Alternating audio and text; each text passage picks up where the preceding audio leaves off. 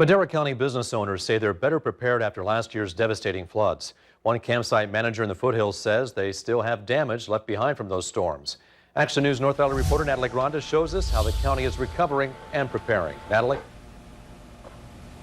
Warren, that campsite manager said that she lost thousands of dollars after her yurts were washed away by those floods. She says this year she's taking those flood warnings more seriously and she's paying for a little extra protection. The gentle trickling of the creek can be heard along the High Sierra RV Park and campsite, but along the serene waters sit several reminders of the damage caused by last year's floods. And you can also see some downed trees still from last year. Kathleen Fry says there was so much water, some of the yurts on her property floated down the river. The yurts used to sit down at the end by the big tree. The yurts still haven't been replaced, and Fry says she doesn't know if they'll return. We have bought actually flood insurance to cover us if, we decide to do anything else with the yurts and bring them back down in the same area they were.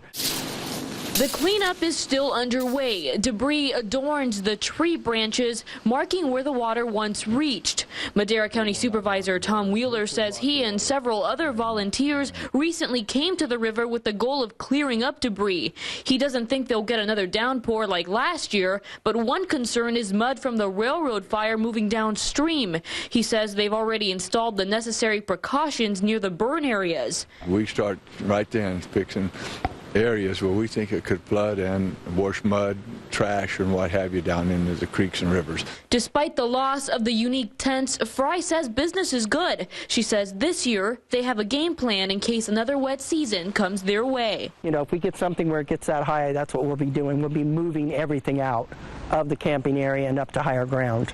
We'll be ready this year a little bit more, I think, than we were, and be a little more aware of what's going on around us. Now, Wheeler says that the county did receive a grant to prepare for the wet weather, and Public Works advises people to sign up for those alerts and to get flood insurance as early as possible. Live from the North Valley Newsroom, I'm Natalie Granda, ABC 30 Action News.